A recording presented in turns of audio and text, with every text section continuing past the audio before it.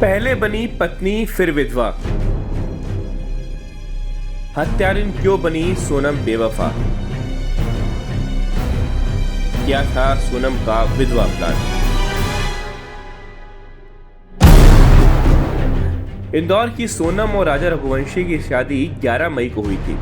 बाहर से सब कुछ ठीक लग रहा था, लेकिन हकीकत कुछ और ही थी। सोनम अपने पति राजा से नहीं बल्कि अपने से 5 साल छोटे प्रेमी राज कुशवाहा से प्यार करती थी।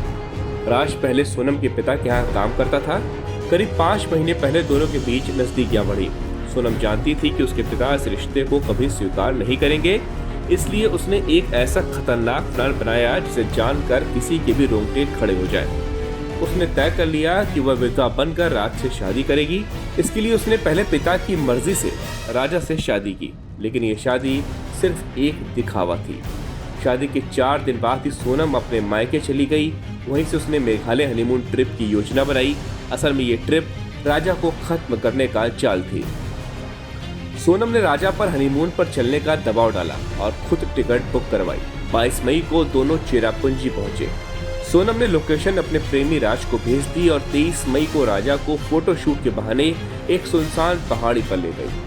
वहीं 3 सुपारी किलर्स पहले से मौजूद थे। जैसे ही मौका मिला, उसने राजा की हत्या कर दी और उसकी लाश गहरी खाई में फेंक दी। उस वक्त सोनम पीछे खड़ी सब देख रही थी। हत्या के बाद सोनम ने उसी शाम शिलांग से गुवाहाटी पहुंचकर वहां से ट्रेन पकड़ी और मोबाइल तोड़कर सबूत मिटाने की कोशिश की। उसका इरादा साफ था, पति की मौत के बाद विधवा बनकर राजा की प्रॉपर्टी हड़पना और फिर राज से शादी करना।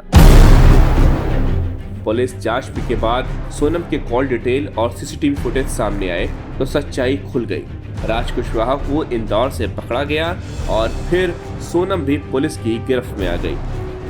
ये पूरा मामला एक बार फिर ये सोचने पर मजबूर करता है कि प्यार में पागलपन अगर हद पार कर जाए तो वो किसी की जान भी ले सकता है। सोनम ने सिर्फ बेवफाई नहीं की, उसने सोची समझी विधवा बनने की योजना के तहत अपने ही पति को मरवा दिया।